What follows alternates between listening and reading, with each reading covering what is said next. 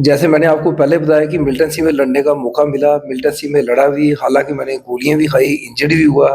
एक एनकाउंटर में मुझे 3 बुलेट्स लगी थी, 1 बुलेट पेट में लगी थी और 2 बुलेट्स दोनों बाजू पे एक-एक लगी थी। पेट का भी ऑपरेशन हुआ, बाजू का भी ऑपरेशन हुआ था। तो उसके बाद आज इस मुकाम तक वो रही बात दौड़ने की, वो तो मेरा अपना पैशन है। और मैं तो जहाँ ये भी बताना चाहूँगा कि जो भी मेरे को सुन रहे हैं, जो आपके चैनल के माध्यम से, अगर कोई भी आदमी किसी भी फिजिकल एक्टिविटी में रहता है, वो अल्टीमेटली नशे से दूर रहता है। और दौड़ने का एक ये भी मकसद होता है कि जो यूथ है, वो कम से कम इंस्पायर हो, वो अपनी जगह पे सोचे कि अगर एक ऑफिसर दौड़ सकता है, रेगुलरली फिजिकल एक्टिविटी कर सकता है, तो हम लोग क्यों नहीं कर सकते।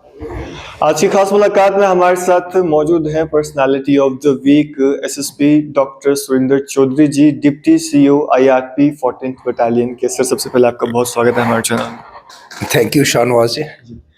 सुरेंद्र सर, आज हम आपकी जीवन जो आपने व्यतीत किया अभी तक, आपकी जर्नी के बारे में जानना चाहेंगे। कब आपने शुरुआत की, और आपकी अगर बात करें, काफ़ी नाम सुना हमने आपका, काफ़ी अच्छी पुलिसिंग जो है आपने अभी तक की सर्विस में अपनी की है।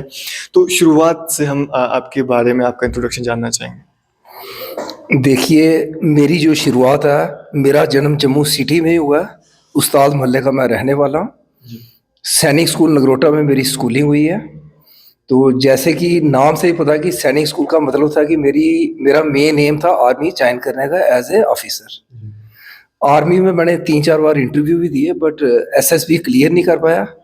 उसके बाद स्टेट पुलिस के एग्ज़ाम दिए मैंने, तो उसमें एज सब इंस्पेक्टर 1993 में मैं पुलिस में इनरोल हुआ। उसके बाद शुरुआती दौर में मिलिटेंसी एरियाज़ में रहा मैं, हालांकि चौकी अफसर भी रहा, एसओजी में भी रहा, एसएचओ भी रहा। मिलिटेंसी में काम करने का मौका मिला और काम किया भी, जिसके नतीजे में आउट ऑफ टर्न प्रमोशन ली एज इंस्पेक्टर। 2008 में मैं डीवाईएसपी बना। तो उसके बाद आज मेरी यहाँ पे posting as deputy CEO IR 14 battalion में है। जी, तो सर, आपकी अगर बात करें, आप एक पुलिस ऑफिसर के साथ जो हैं एक एथलीट भी हैं, और जितने भी मैराथन्स वगैरह होती हैं आप उसमें पार्टिसिपेट करते हैं और पुलिस का जो है नाम रोशन करते हैं। तो कब आपको जो है लगा कि मैं इस चीज़ में जो है आगे बढ़ सकता हूँ, इसमें भी मैं काम कर सकता हूँ? देखिए, ये बिल्कुल सही बात है। मैं काफ़ी मैराथन्स में पार्टिसिपेट करता हूँ और दौड़ना मेरा एक किस्म का पैशन बन गया हुआ है। जैसे मैंने बताया कि मेरी स्कूलिंग हुई थी सैनिक स्कूल नगरोटा से, तो वहाँ पे भी आपको पता कि आर्मी की तरह सुबह उठा के वो दौड़ाते हैं पहले, और वहाँ रनिंग करता था। उसके बाद 12th के बाद मैं रेगुलर एथलीट बन गया। एथलेटिक्स में मैंने काफ़ी जगह पे पार्टिसिपेट किया, कॉलेज की तरफ से, यूनिवर्सिटी की तरफ से और जे&के स्टेट की तरफ से भी। तो नेशनल गेम्स ऑफ इंडिया में भी मैं खेला हुआ। उसके बाद जैसे 1993 में मैं पुलिस में आ गया। पुलिस में हालांकि इतना ज़्यादा मौका नहीं मिला दौड़ने वगैरह का, रनिंग का, क्योंकि पुलिस की जॉब आपको पता कि जब एसओजी में हो या आप एसएचओ हो तो जॉब ही वैसी होती है। लेकिन 2017-18 से मैंने रेगुलर रनिंग स्टार्ट कर दी। मैंने कहा कि कुछ भी हो जाए, पैशन है, सुबह 2 घंटे अपने लिए निकालने ही निकालने हैं। और तब से मैं 2017 से आज तक 8 साल हो गए हैं लगभग रेगुलर रनिंग कर रहा हूँ। काफ़ी मैराथन्स में पार्टिसिपेट किया, हाफ मैराथन्स में पार्टिसिपेट किया, मास्टर्स एथलेटिक्स में पार्टिसिपेट किया, हालांकि काफ़ी सारे पोडियम भी लाए हैं। और मेरी कोशिश यही रहेगी कि जब तक मैं जीवित हूँ, जब तक लाइफ है, तब तक एक्टिव फिजिकल एक्टिविटी कोई ना कोई करता रहूँगा। जी, तो सर, जिस तरह से हर एक सक्सेसफुल इंसान की पीछे जो है उसकी ज़िंदगी की कहानी होती है, आपकी अगर बात करें, क्या कुछ स्ट्रगल्स जो है आपने अपनी लाइफ में देखे? देखिए, सबसे पहले तो मैं श्रेय देता हूँ कि आज मैं अगर एसएसपी रैंक तक पहुँचा हूँ तो ये सारी देन मेरे पेरेंट्स की है। उसके बाद मेरे टीचर्स की है, मेरी स्कूलिंग की है। जो भी मेरे साथ जुड़े रहे, उन सारों का ये योगदान है। उन्हीं की मेहनत और उन्हीं की ब्लेसिंग्स की वजह से मैं जहाँ तक पहुँचा। तो जैसे मैंने आपको पहले बताया कि मिलिटेंसी में लड़ने का मौका मिला, मिलिटेंसी में लड़ा भी, हालाँकि मैंने गोलियाँ भी खाई, इंजर्ड भी हुआ।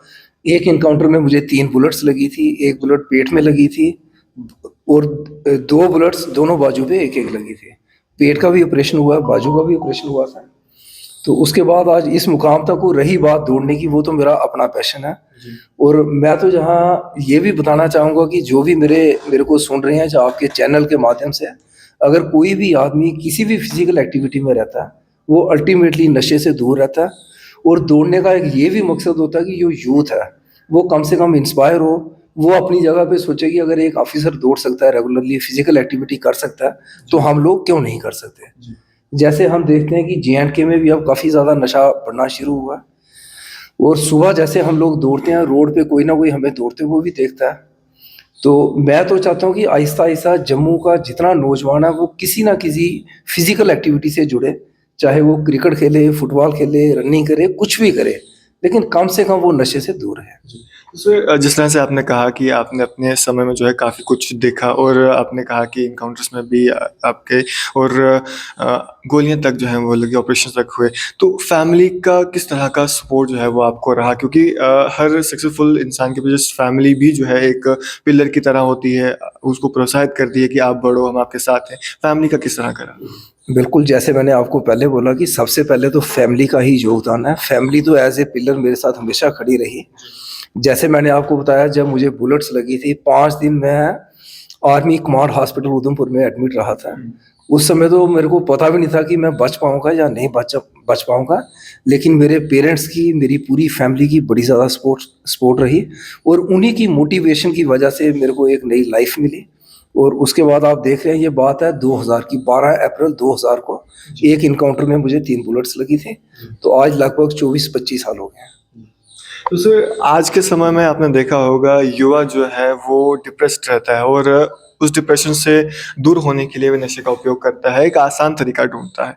और जिस तरह से आपने कहा फिज़िकल एक्टिविटीज़ करनी चाहिए, लेकिन युवा जो है उस ओर नहीं जाता, गलत कामों की तरफ जो जाता है। तो ऐसे में युवाओं को क्या मैसेज देना चाहेंगे? जो युवा ये समझता है कि हम अगर ये ड्रग्स को उपयोग में लाएँगे तो हम जो है रिलीफ़ पाएँगे, जो हमारा मेंटल ट्रॉमा से गुज़र रहे हैं उससे जो रिलीफ़ मिलेगा। देखिए, जैसे मैंने पहले ही बताया कि जो फिज़िकल एक्टिविटी है, ये सबसे बेस्ट एक्टिविटी है।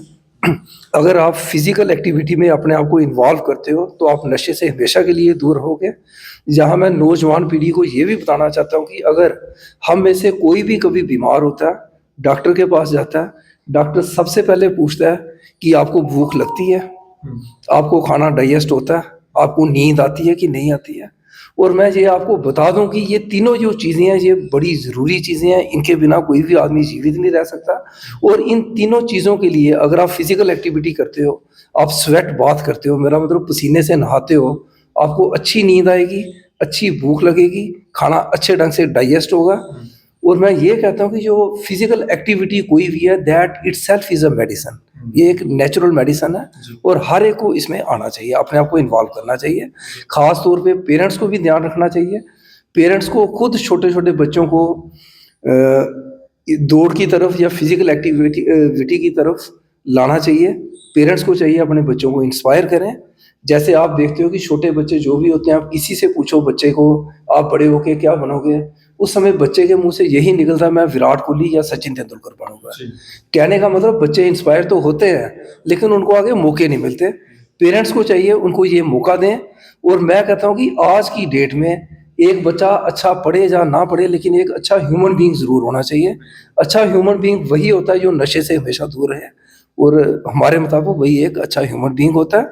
अगर एक आदमी अच्छा ह्यूमन बीइंग बनेगा, वो आगे जाके कंट्री की भाग-दौड़ भी अच्छे ढंग से अपने हाथों में ले सकता है। उसमें बहुत सारे लोग ऐसे होंगे जो हमारे इंटरव्यू को देख रहे हैं और जो युवा हैं आपकी इन बातों से इंस्पायर काफ़ी हुए होंगे।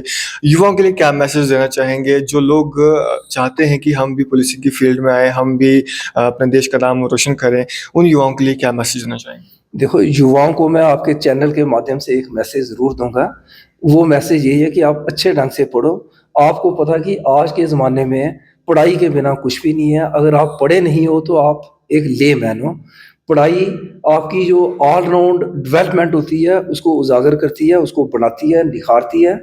और पढ़ाई के साथ-साथ फिज़िकल एक्टिविटी, कोई भी गेम खेलो, चाहे फुटबॉल, क्रिकेट, कोई भी ऐसी गेम खेलो, जिससे आप फिज़िकली आप में स्ट्रेंथ आए, मेंटली भी आप फिट रहोगे, और आपका जो बिल्ट अप होगा, अच्छा वेल बिल्ट बनेगा आपका। तो आपको किसी भी प्रकार की कोई दिक्कत नहीं आएगी। अगर आप सिर्फ पढ़ाई में रहते हो या सिर्फ खेलों में रहते हो, वो भी ठीक नहीं है। आपको ऑलराउंडर होना चाहिए, पढ़ाई भी अच्छी हो, खेलें भी अच्छी हों। अगर आप अच्छे ढंग से पढ़ोगे भी, फिजिकल एक्टिविटी भी होगी, आपकी बॉडी अच्छी बनेगी, आप आर्मी में या पुलिस में अगर आपका यही सपना है, ड्रीम है कि हमने बेल्ट फोर्स में जाना है, तो आप बेल्ट फोर्स में भी आ सकते हो। आप देखो कि बेल्ट फोर्स में अलग-अलग तरह के एग्ज़ाम होते हैं। जैसे अगर आपने लोअर सबऑर्डिनेट की तरफ जाना है, मान लो कि आपने आर्मी में या पुलिस में एज़ ए कांस्टेबल भर्ती होना है, उसके लिए आपको फिज़िकल एक्टिविटी ज़रूर चाहिए। उसमें आपने देखा होगा आपको दौड़ पास करनी पड़ती है, दंड बैठक निकालने पड़ते हैं। इसी तरह अगर आपने सब इंस्पेक्टर का भी एग्ज़ाम दे के आना है, तब भी आपको फिज़िकल एक्टिविटी ज़रूरी है। जी, आर्मी में जाना है, आर्मी में भी ज़रूरी है। जी। और सबसे अच्छी बात है आपकी सेहत के लिए फिज़िकल एक्टिविटी अच्छी बात है। बहुत ज़रूरी है। चलिए शुक्रिया सर हमारे साथ बातचीत करने के लिए। Thank you Shahnawaz ji. जय हिंद, जय भारत। तो ये थे हमारे साथ SSP doctor Surendra Chaudhary ji, deputy CEO IRP 14th battalion हमारे साथ बातचीत कर रहे थे, जिन्होंने अपने जीवन की पूरी जर्नी हमारे साथ साझा की कि क्या कुछ स्ट्रगल्स उन्होंने देखे और कैसे जो है आज इस मुकाम तक जो है पहुँचे हैं। उम्मीद करेंगे आप लोगों को ये इंटरव्यू जो है, हमारी कन्वर्सेशन जो है पसंद आई होगी। आप लोग इस पे अपनी क्या राय रखते हैं, अपनी राय, अपने विचार, सुझाव कमेंट बॉक्स में ज़रूर दीजिएगा और इस तरह के अपडेट्स के लिए जुड़े हम सब देखते रहे नेशन स्ट्रेट न्यूज़।